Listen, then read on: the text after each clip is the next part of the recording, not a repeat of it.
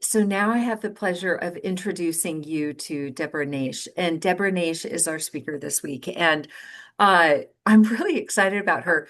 Deborah wrote a book called Level Up Your Leadership. And the interesting thing is, and I have a copy of the book. Uh, it's oops, yeah, with the blur, you can't see it. But uh, I was thinking it's just going to be yet another leadership book. And I read the introduction, I read, through some things, and it's not your typical leadership book. And I'm so excited to have Deborah share more about it.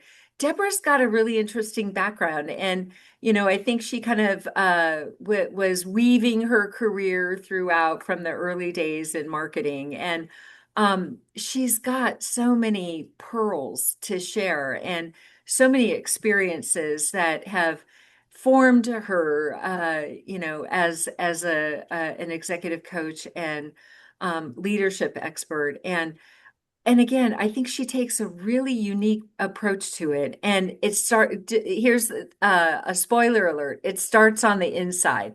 And so Deborah, thank you so much for joining us. I'm going to turn it over to you. And we're so grateful that you're joining with us. That's great. Thank you. Thank you so much, Christy. Wait, hold on 1 second. Everything on my screen just moved. Okay. Thank you, Christy. And I'm delighted to be here and start off the year, be the first person of the year on your program. I also want to do a shout out to Veronica Delgado. I don't think she's in the room, but she's the one that made the introduction and to us, and I'm grateful for that. I'm going to dive right in. So, as we start the year, so this time of year, it's pretty common to think about what kind of changes we want to make. We may be anybody in that space just thinking about changes. Yes, nods, thank you. All right. So, I'm going to be sharing a few practices that you can experiment with, particularly around when something pushes your button. So, I'm not talking about resolutions and what you can do differently around that, but I'm going to talk about those times where you get triggered or are facing resistance. And the idea will be, can you move from being stuck or overwhelmed or stressed to be more calm, clear, and connected? Some of these practices, all of them, actually have been game changers for both me and my clients. And as Christy said, I've written about them in my book called Level Up Your Leadership, Becoming More Conscious, Courageous, and Resilient. So, quick check in. Do you ever feel rattled, frustrated, or shut down by something that someone said or did? Or when something didn't go the way that you expected? Let's say your plans were disrupted, someone's not following through, a conversation landed wrong. Anybody? Raise your hand if that's kind of you have, could be family, could be work. Have you ever reacted in a way that you later regretted? Maybe snapped at somebody that you care about, replaying a conversation in your head, feeling misunderstood, wish that you said less or maybe more. Yes, Bill, thank you. I see you're shaking your head. A couple others. Um, if you resonate with this, you're certainly not alone. And while we can't always control what happens, the thing is that we can shift how we experience it and how we respond. And I'm sure that's not a new concept for you. So, but we're going to delve into what can that look like for you. Okay, things just moved on my screen. Oh, give me a moment here.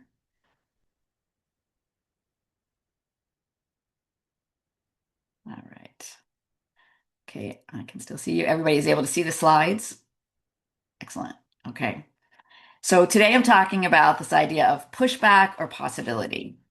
And I want to start with inviting you to imagine a 35-foot tall pole, like a telephone pole, that's 3 stories high, and a small piece of wood on the top of it. And you need to stand up on top of that and then jump off. Ah, I see a couple of faces there. Excellent. So this is where I found myself almost 8 years ago. And I want to tell you how I got there. I just turned 60 and wanted to give myself a gift. And so I went to Miraval, a spa in Tucson. You may have heard of it. Great place if you're looking for a place to go. And I was looking for something that would take me out of my comfort zone in the physical world. I was really good at going out of my comfort zone at work. So I took risks, I pushed the limits, do things, and with family, lots of opportunities to be outside my comfort zone. But I'm kind of a wimp and was not really out of my comfort zone in the physical world. They have a program called Quantum Leap, and that fit the bill.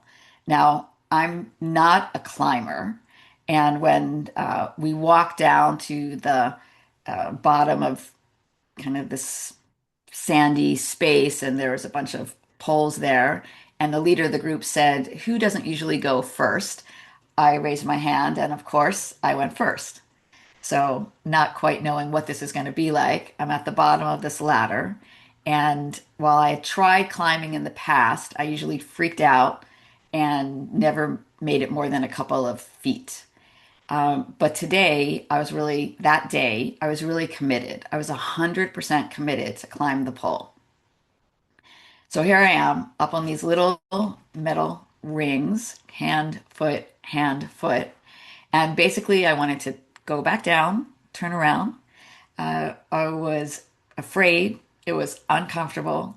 And I said to myself pretty frequently, OMMS, obstacles make me stronger. So that is the kind of mantra that I was saying to myself to get me to the top. So now I'm at the top where there's this little piece of skateboard size wood and I have to climb up on it. Having not seen anybody else do this, I had no freaking idea how it is that I'm going to do it. But somehow I get up, I stand up, and there's somebody else who's climbing up behind me, and she is now going to stand on top of the piece of wood with me. I This is what it looks like. It's just kind of from a perspective, so you can see a little bit farther away what it is. That's not me, but some other people. And so here she is. She gets there. She needs help getting up. I'm shaking, kind of freaked out. I help her stand up. She immediately jumps off and takes me quite a while to make that next step. But eventually, with a lot of OMMS, obstacles make me stronger, and encouragement from below, I was terrified and excited, body screaming no, mind saying you can do this, and I took the leap. Small steps, big leaps. That leap didn't start at the top of the pole. It really started with a lot of small steps, a lot of internal decisions over years. Time to pause, to notice, to stay present, to experiment, to be uncomfortable. I was taking small steps to be more courageous, and those small steps led to the big leaps. I say the leap wasn't brave because I wasn't afraid. It was brave because I went anyway. Small shifts and big impact is the model that holds for leadership. Big change rarely comes from one dramatic move. It comes from the small shifts that we make, practice over time, which lead to a big impact. Most of us don't climb literal poles. I don't think. But if you want to, it's actually fun and I'd recommend it. But we all face moments where we're stretched, in our work, our relationship, our communities. It might be a hard conversation that we don't want to have with a team member or have just had, a moment of conflict with your boss or your client, you know, when you get silence when you expected engagement, or the feedback that stings. A lot of different things can be what I'll call stretch us. And keep in mind that what shapes the outcome isn't just what happened, it's what happens inside us next, right? It's our internal process and how we perceive what happened and what we do. Think about this. Something happens, we get triggered. our body reacts, our mind fills in the story, and sometimes we respond before we're grounded.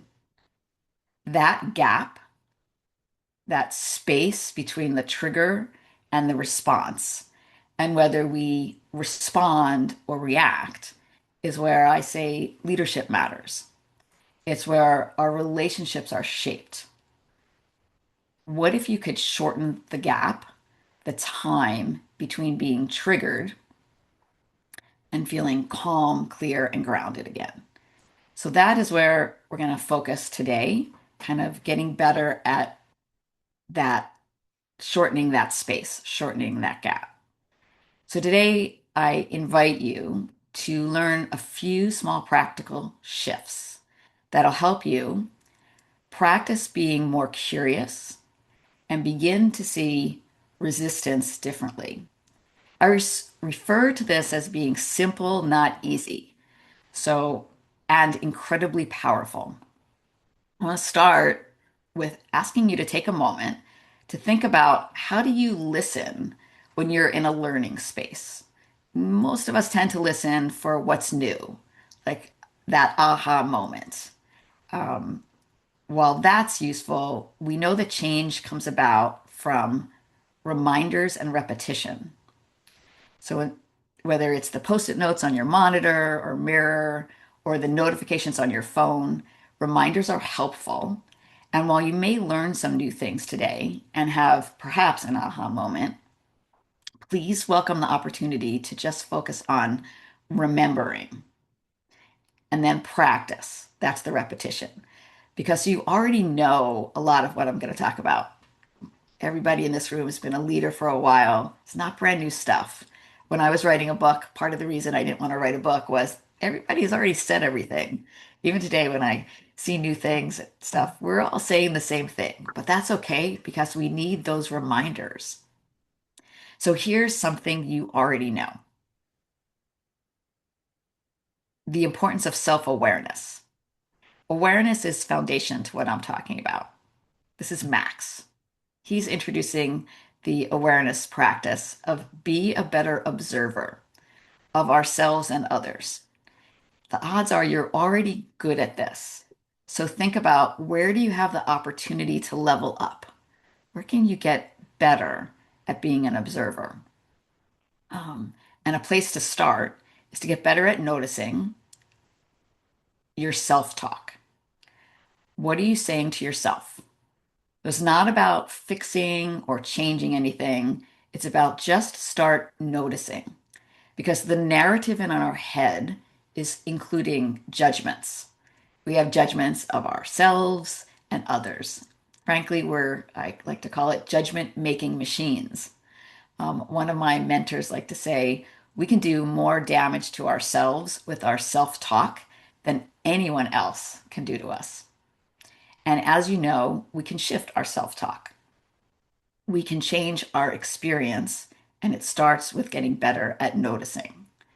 So, in addition to your self talk, you can be a better observer by noticing reactions, your own reactions. How did I respond to that? Did I react? And other reactions. Let me distinguish reactions as those automatic, impulsive, without much thought, tend to be driven by instinct and emotion, maybe in the heat of the moment. It's something that we say, we do, might be how we move our face. How do we respond? And when we're triggered, we're more likely to react. In contrast to responses that are more considered, thoughtful, deliberate, it doesn't mean slow. So it's just the way we're being. So think about this: your ability to navigate how you and others respond plays a significant role in your success as a leader. That probably most of you have experienced that, whether it's for yourselves or the people who work for you or with you. The message here is not about stop having reactions. We all have reactions. The intent is to notice when you are reacting or soon afterwards and check, is that serving me? Is this really how I want to be in this moment? So I'm going to tell you a couple ways to think about our awareness. One is this idea of automatic mode. We often operate in automatic mode at work, at home, in meetings. It's kind of that autopilot. Excuse me. It's necessary. We don't want to have to take time to think about everything that we do or say, like taking the toothpaste tube versus another tube out of the drawer, or driving. We don't focus on every step in the process. We might even get home without thinking about it a lot, kind of in that on autopilot. Some automatic modes may not be as helpful. Think about whether you have email or Slack open and you're automatically looking at it while you're doing work or on a video call. Or automatic reactions can be thoughts, our self talk. Like, they don't know what they're talking about. They're wrong. We judge people and things negatively, get angry, upset, disappointed. Automatic reactions can be what we say. Um, my husband, for example, has an automatic no response to ideas and requests, particularly on ideas from me. Maybe you know someone who does the same. It could be at home or work. We've been together 29 years, but being the kind of positive, look for possibilities person that I am, it took me a while to realize that no is just an option on the way to yes. Uh, but it wasn't always easy, and I still can get triggered. Perhaps you have an automatic response. Maybe you try to fix it, do something for someone rather than coach or help them figure it out. Key thing here, pay attention to the fact that we're in automatic mode. There's another mode that you can operate in. I call it awareness mode. It's not any more complex than automatic mode, but it just requires paying attention. You can shift from automatic to awareness mode in a nanosecond, particularly after having the distinction. A friend of mine, when she read my book, she realized, oh my gosh, I'm not really listening to my daughter before I react. I'm in automatic mode most of the time. She talked with her daughter about this, an adult daughter. She started to notice that she was about to react before it happened, and this improved her relationship significantly. John attended a workshop with me. He's a business owner, and after getting this distinction, he's like, oh my goodness, I automatically react to my partner. He has so many ideas, and I just dismiss him when he goes off on them. And he realized that he shuts down, gets annoyed with his partner. This opened an opportunity for John to shift himself and have a conversation with his partner about what might work better in their dynamic. We are human. We are going to have reactions. So, what we can get better at is noticing when we react and choosing whether or not it's working for you and for others or not. Over time, you can change your reactions. Quick question for you, and if you'd want to put some things in the chat, what do you notice? Where do you notice yourself going into automatic mode? Or what's resonating for you about this so far? Are there any places where you go into automatic mode? Yoga class. Yes. Yes. Being busy, Samantha says. Anybody else kind of find yourself in automatic mode? Well, pay attention to it and you may notice things as they come up. Time crunch. Yes. Pressure can definitely put us more into automatic mode. So, in the spirit of Nike's Just Do It, I invite you to increase the number of times that you remember to just notice. Notice things more often. I mentioned earlier that what shapes the outcome isn't just what happened, it's what's happening inside us, that internal process about how we perceive what happened and what to do about it. So here's a practice that can help you with that. I call it NPS. Notice, pause, shift. When something triggers you, and hits you kind of sideways. This three-step process can help. First is notice. Something happened. I'm triggered. We've got our emotions rising. You can ask, okay, what am I feeling? My body's been affected. Might be tight throat, heart racing. What else is going on there? There's a story I'm telling myself. What's your self-talk? Again, this isn't about changing or fixing anything yet. It's about awareness. Your self-talk might be, they don't know what they're doing. They're not listening to me. I'm really screwed. They are jerks, or some other choice words. All of these are self-talk statements that my senior level executive clients share with me. They have. It's just normal. Noticing can take a moment or as long as you want. And then we pause, P, take a breath, take a moment of space, maybe more. You want to interrupt that automatic mode. Pausing is something that we do for ourselves and others because it gives us just enough space to choose. And then shift to curiosity. So, individually, all three of these practices, notice, pause, and shift, are valuable. And the way to remember this, NPS, if you're familiar with the Net Promoter Score, you can think about, how do I rate myself on this interaction? Am I noticing, pause, and shifting? And I talk about curiosity.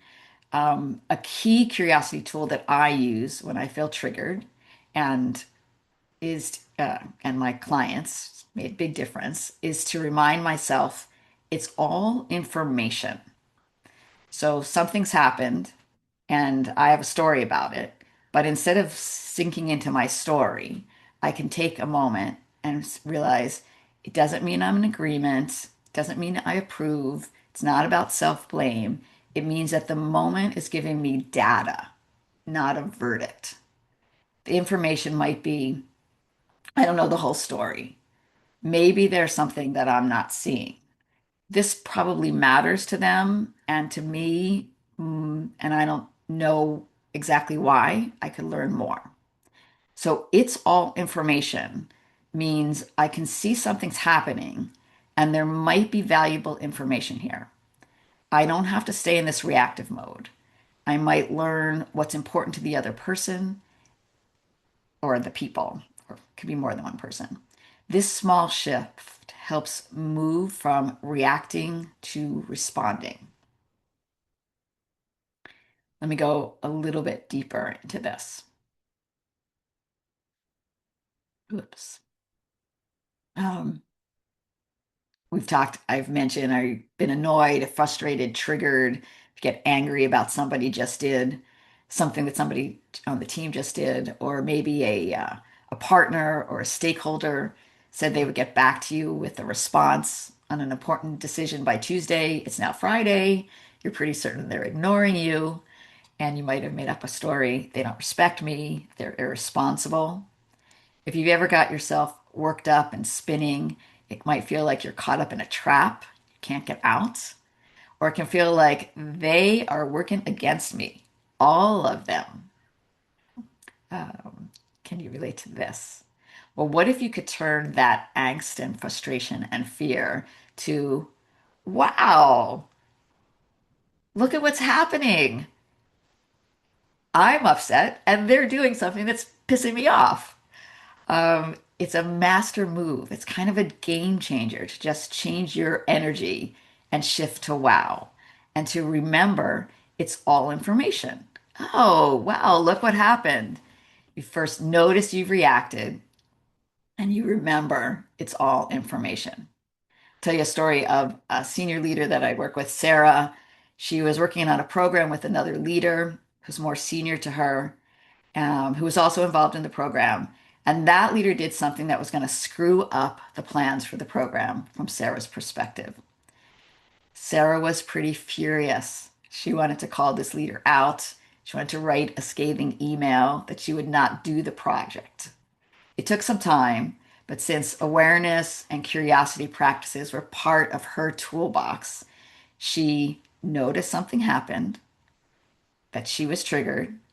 She felt her feelings, So it's really important to like, if you're pissed off or angry or frustrated, you want to feel that.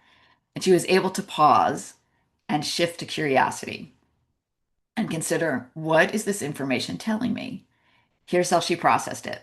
Something didn't work for the other leader and she did something else. Okay. Maybe something was important to her and it wasn't included. All right. Or there's something that I didn't consider. The current reality was this other leader didn't do what I needed. Okay. So Sarah then considered her options, chose the next action, and it all worked out. She wasn't really happy. And the other leader, what he did was not that great. But Sarah had to deal with it. It's what happened. It's what I call accepting current reality. Sarah and her team learned some important things about what they might want to do differently next time. Another short example: Jeff, a VP, had been working closely with Dana, an SVP 3 levels higher than him. Dana, the SVP, told Jeff that she wanted to give him some feedback. Big gulp. Jeff started spinning and paused and remembered, oh, it's all information. She cares about me. I can make changes. Uh, I can hear and appreciate the feedback and look at what's next. What are my options? Who can help? It was really helpful feedback, and he was appreciative of it. Perhaps a lot of the time, you already respond in an open, receptive way. I'm assuming that you do. Point is, notice when you don't, and especially when you regret how you responded. This practice works in the moment as well as after you've reacted. When we get into that internal retrospective, when things go sideways and we keep replaying what happened, instead of automatically assuming what I did was right and what they did was wrong, notice where you are. Pause, excuse me, shift, shift, and get curious. And remember, it's all information. What's important here? Is there a different way that I can look at what happened? Is there something for me to do? So let's apply this practice. It's all information to resistance. Meet Jimmy. Jimmy was not too happy because got to the playground here. It's closed. He was pretty defiant. I'm not leaving. I came here to play. My son, when he was young, uh, showed a lot of resistance, defiance. Also, my mom, my husband, my bosses, people who worked with me. It's probably why I got into and interested in exploring resistance. Leaders I work with encounter resistance regularly. Resistance is normal, natural, and necessary. To be clear, I'm not talking about political resistance. But resistance has gotten a bad rap, and I believe we can change its reputation. You've probably been in a meeting like Lisa had, where she brought her leadership team together and said, we need to move our projects through our system faster. We all agree we have too much to do with the resources that we have. If we continue to do things the way we are doing it, we're just not going to meet our deadlines. What could we do differently? Any ideas? This is a talented, committed team. And still, the response when people suggested ideas was, no, we tried that. That won't work. Others have tried, and this won't be any different. We don't have the right resources. I call this reject mode, another kind of automatic mode. Really common as a type of resistance. Can come from the leader, team members, others, ourselves. So, curiosity practices include listening more, asking better questions, asking more questions, checking assumptions, and this remembering it's all information. All of these are essential for engaging with resistance. I'm going to give you a little bit more context about resistance. Think about 2 points of reference. for resistance. There's I say no, call that internal resistance. So I'm saying no to something from somebody else is suggesting or something that I'm thinking about. Like it doesn't have to be from the outside, but I'm saying no to me or to them. The other point is they say no to me. So I'm calling that external resistance. So we have our internal resistance and our external resistance. And resistance can show up, said, inside us and between us. The word no isn't even required. It's about not wanting to do something, to change something, and expressing that or just not doing it. We all engage in resistance. It's not a bad thing. In fact, what if we could embrace resistance? What if pushback was actually a key to new possibilities? And if you could look at resistance differently, kind of catch the ball versus bat it away. It's this idea of bring it on. How might you actually embrace resistance? Well, here's where the repetition is in this presentation. It all starts with awareness. So start with practicing to notice when you hear or experience no, just notice. Kind of get better at noticing your own resistance. Become a better observer of your responses. Recognize that our experience could vary by the circumstances. So we might respond one way to our leader, somebody a few levels above us, if we're resistant or they're resistant, and differently to our spouses or kids. When you do hear no, you might feel like you have hit a brick wall.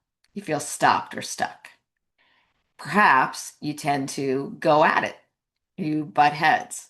You're confident you're right and they are not. Or maybe you look for others to join you and rally the troops, thinking we can push them to the other side.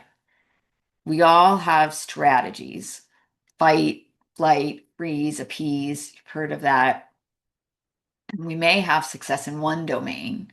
For example, if you're in sales, you're probably pretty used to hearing no in your work, but how about other areas? Maybe not so much at home with a partner.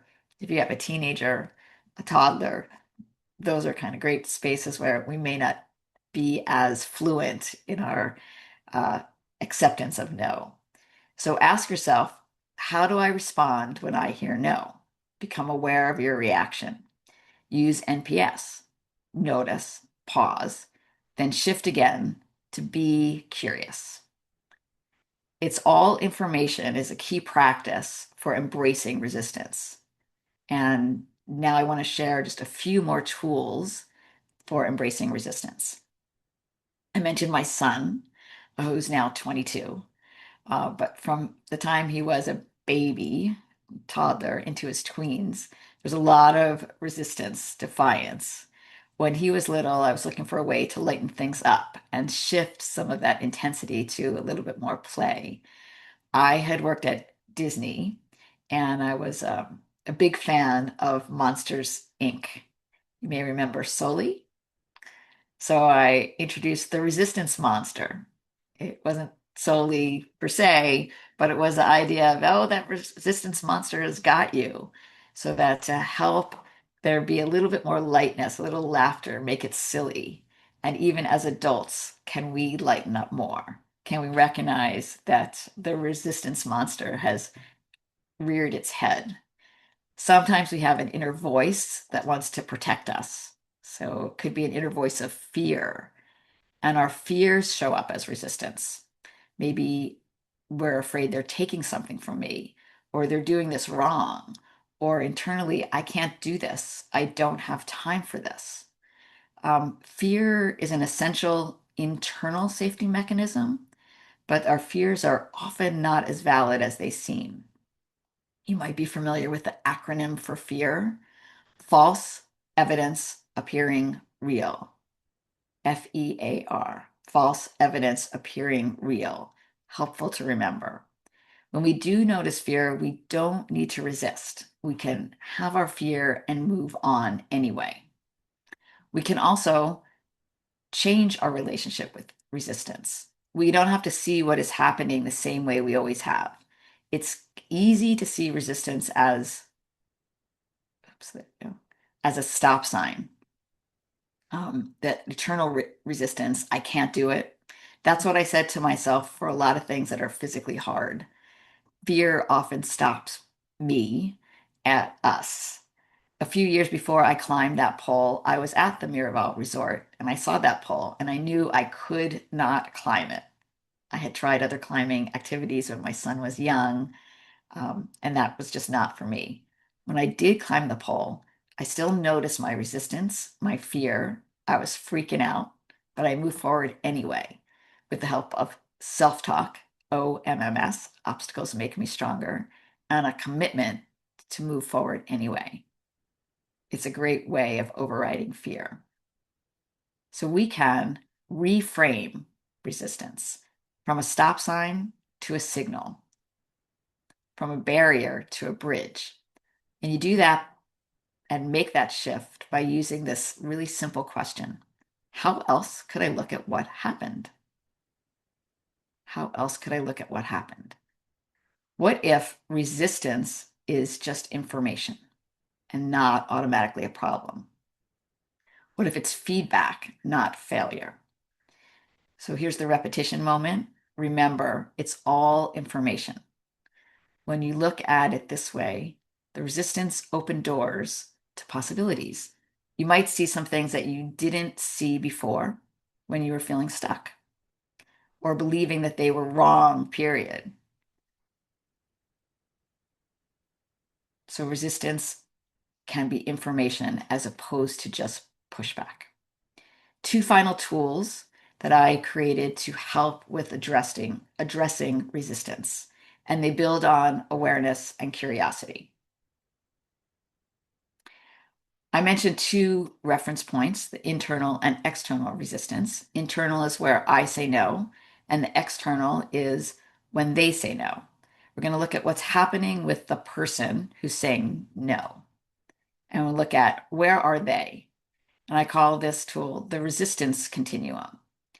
This tool helps us quickly assess where someone is. We tend to think that resistance is just one thing, um, but it's a lot more nuanced than that. And this idea of a continuum can help reframe it for ourselves. They might be a challenger, they might be skeptical, they might be dug in. Take Alex, for example. He was getting questions from an executive, and his first assumption was, she doesn't trust me. She doesn't believe that I can do my job. Uh, his monkey brain self talk went to, why even work here? But what if the leader just needs to know more information? Her style was to be pokey, to be challenging. Once you realize that, you can then stay engaged.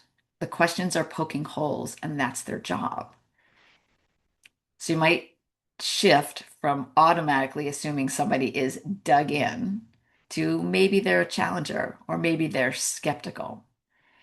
Be more curious about your first reaction to somebody's resistance. Are they really dug in? Is there another way I can interpret their questions or comments?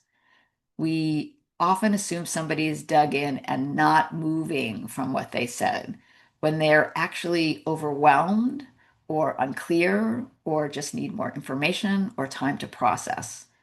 Before you push harder to make your point, get more curious.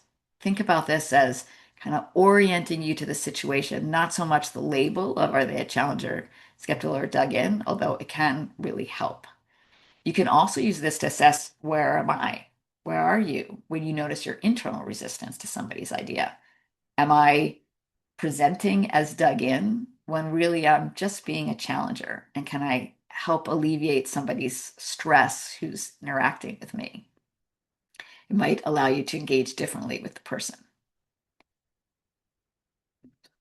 So the interaction between two dynamics takes place. There's the where are they, and then there's also, well, where am I and how am I reacting? So this one last tool plays on making things a little less serious.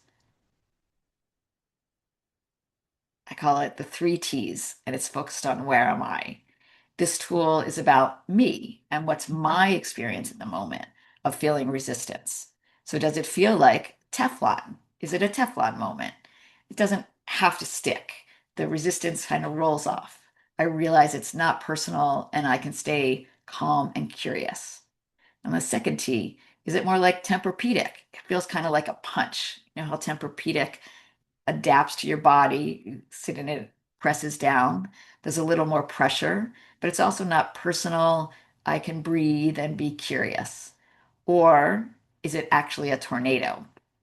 It's time to pause or step away. It's also rarely personal, but it could be a bad time for them. Reassess how to proceed. Don't necessarily be stopped. It just might not be the right time. Another way to think about this is kind of the weather. Is it a calm moment? Is it a pressure moment? Is it a stormy moment? None of these are right or wrong, good or bad.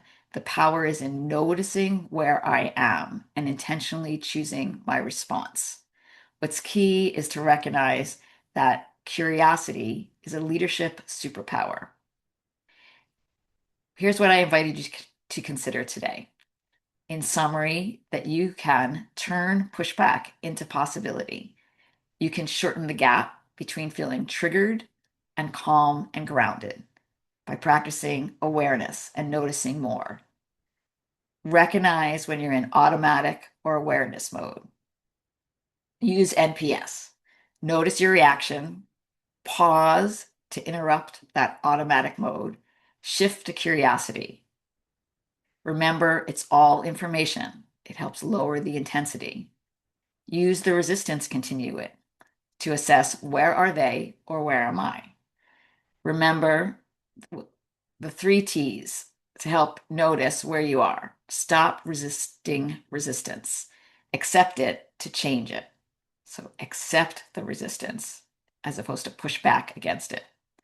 So I invite you at the moment, just put into chat if you would, what's resonating? Is there a small shift that you might make now or explore? And I put that back up. So what's resonating? Is there anything that you'd be interested in exploring? And then I've got another quick moment and we'll have some time for questions.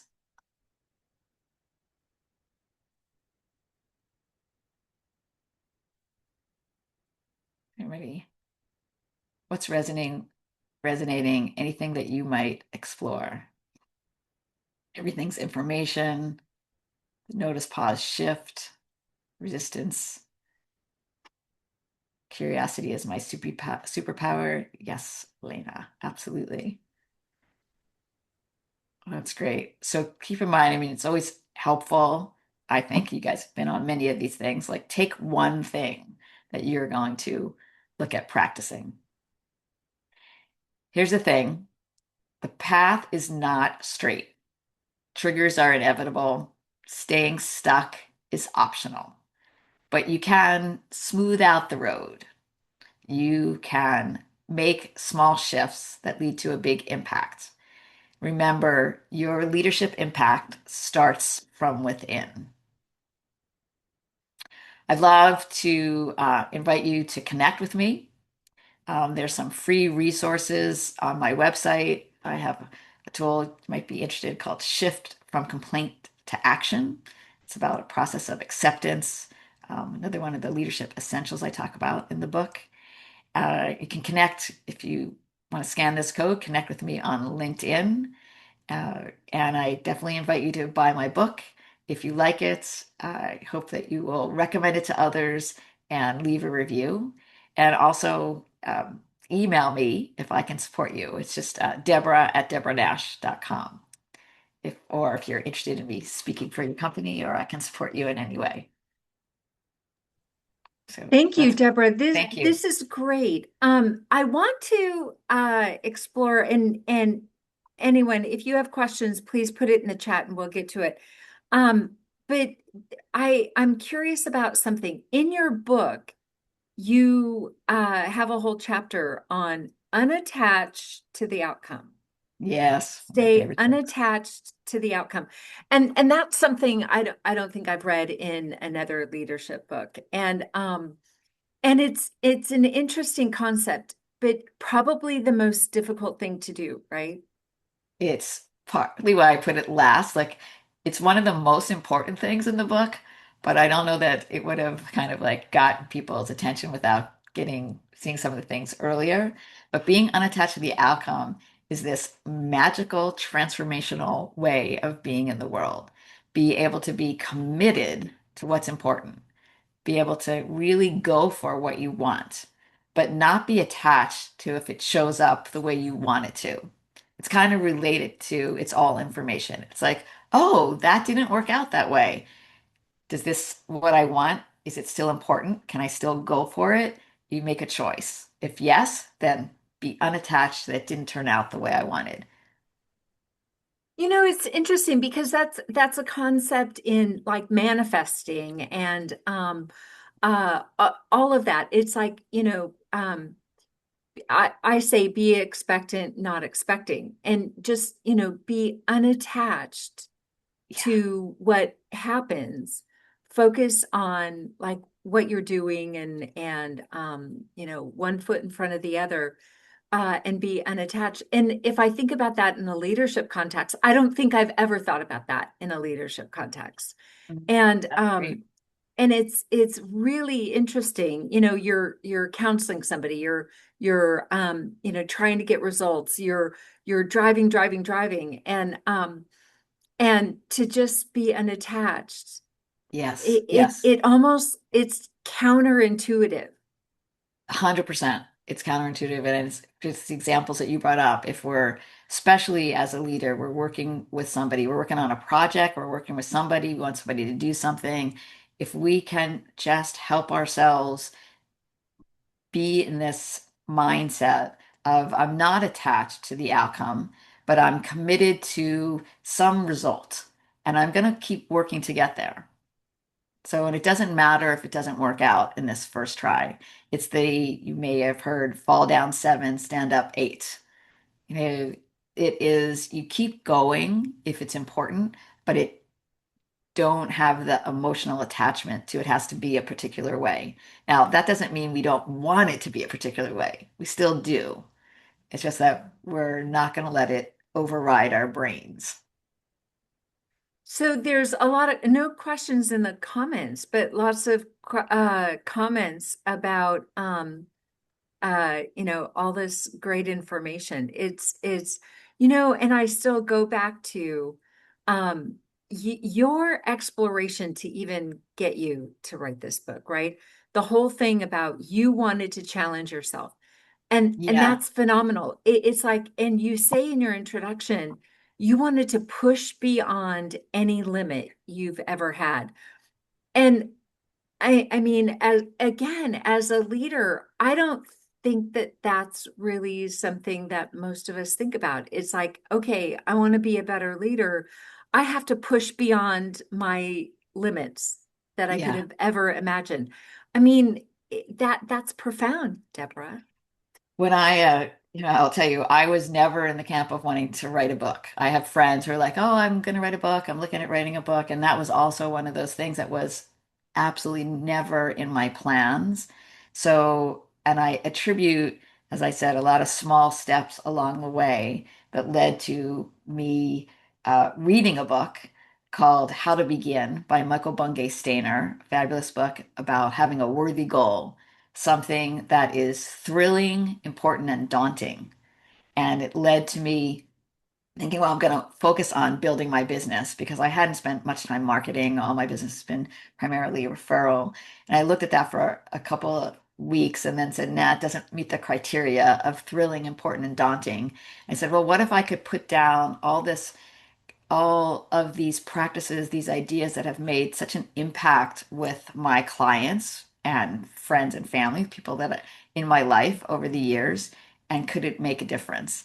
And so that was my inspiration, which I don't think that I would have done had I not actually climbed the pole and done some other things. I ran a year later, I did a Spartan race, which is another outside the box thing that if you know anything about it, it's a lot of mud and obstacles and things. And I'm a wimp, so it was a big deal.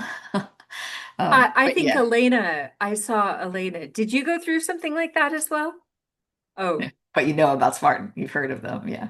Yeah, I've run and 6 marathons, not Oh, quite the Spartan yet. I tried to cool. get to the Spartan. That's a brutal run. So cheers on Yeah. that. Yeah. Yeah. Well, if you run a marathon, it's a piece of cake. You got to do No, no, no. it. Yeah. So, yeah, the whole piece about our leadership journey is what's important and how do we keep moving to the next level, whatever that is.